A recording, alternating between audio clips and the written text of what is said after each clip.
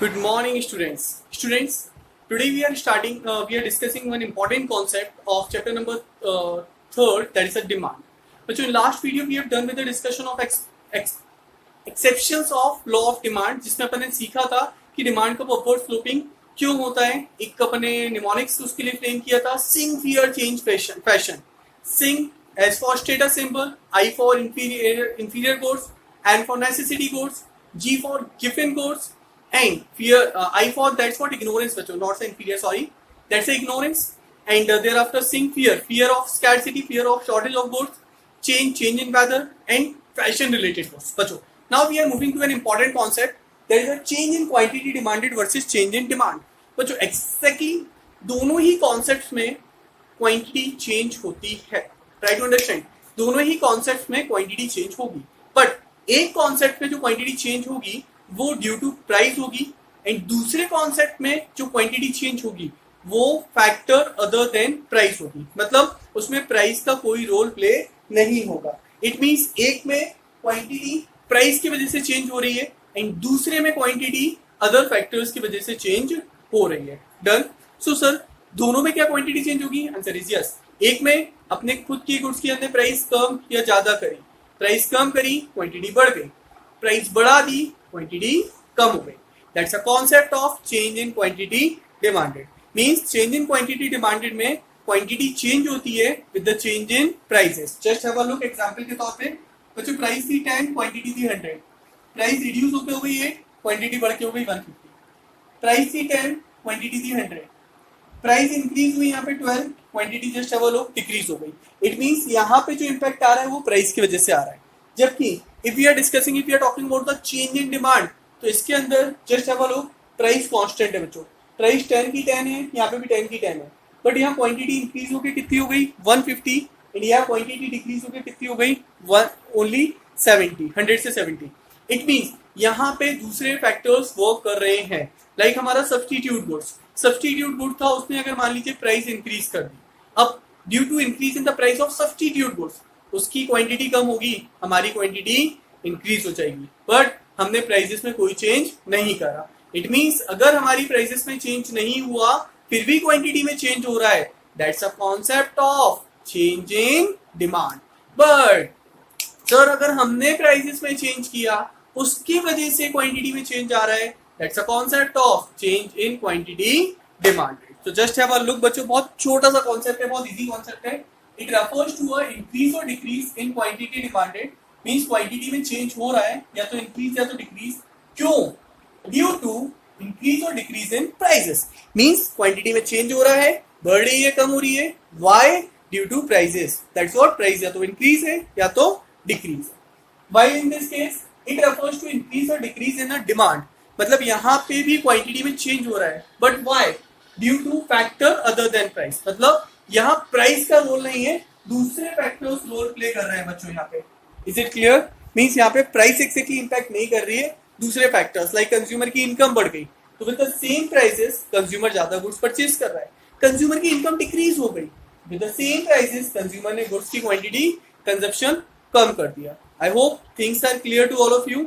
चले, अब अगर हम बात करते हैं क्वांटिटी डिमांडेड की, तो बच्चों इसके अंदर क्या होता है? प्राइसेस चेंज हो रही है ना.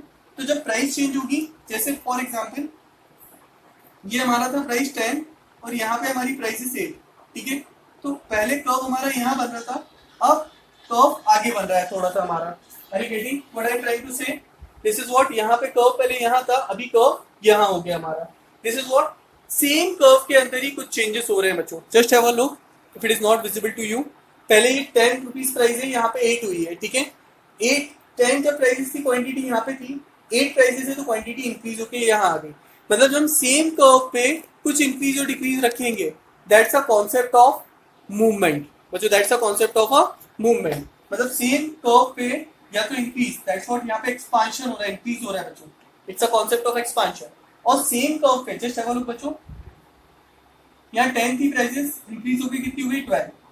10 पे हमारी डिमांड कितनी थी? इतनी. और 12 पे हमारी डिमांड कितनी हो गई? इतनी. मींस क्वांटिटी में जस्ट आप देखो कम हो गई क्वांटिटी. Done everyone. और यहाँ पे क्या हुआ? पहले क्वांटिटी डिमांडेड कितनी आ रही थी? इतनी, और अब कितनी आ रही है? इतनी. इट मींस क्वांटिटी यहाँ पे इंक्रीज हो गई. तो यहाँ जब इंक्रीज हो रही है सेम डिमांड कर्व पे, इसको बोलेंगे एक्सपांशन, और जहां डिक्रीज हो रही है सेम डिमांड कर्व पे, इसको बोलेंगे कॉन्ट्रैक्शन।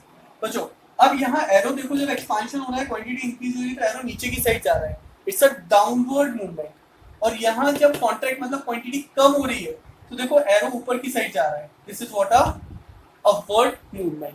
आई होप ये कॉन्सेप्ट क्लियर हुआ होगा सारे बच्चों को। मीन्स इट सिंपल सा फंडा है, चेंज इन क्वांटिटी डिमांडेड वाला कॉन्सेप्ट अगर हम डिस्कस करेंगे, it means this one, price का इम्पैक्ट आएगा, मूवमेंट होगा दो तरीके से, एक्सपांशन कॉन्ट्रैक्शन। एक्सपांशन में क्वांटिटी बढ़ेगी तो एरो डाउन साइड आएगा, कॉन्ट्रैक्शन में क्वांटिटी कम होगी तो एरो अपवर्ड जाएगा। Hope it is clear to all.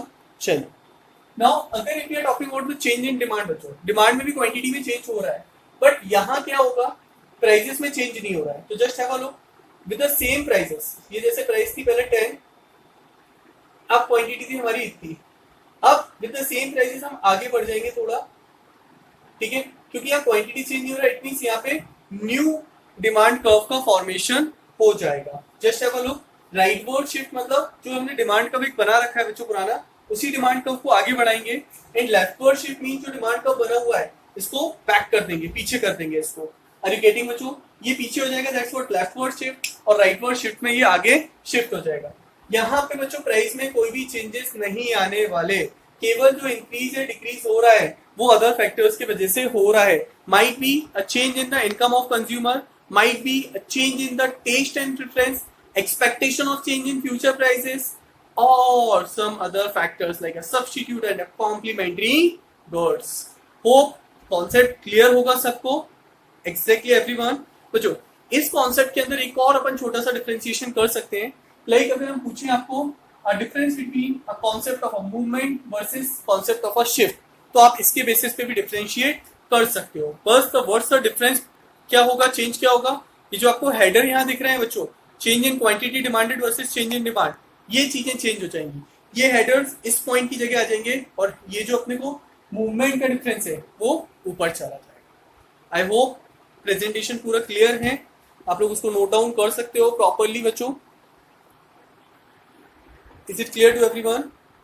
चलिए fine, I am just concluding this video with the same concept, एक ही कॉन्सेप्ट कवर कर रहे हैं इसमें, एक डिफरेंस इंपॉर्टेंट डिफरेंस है बच्चों, इसलिए हम इसके अंदर कुछ और एडिशनल डेटा नहीं दे रहे हैं। सो अगर क्लियर है चीजें, so we will move to a next part, but in the next video. Thank you everyone, have a good day.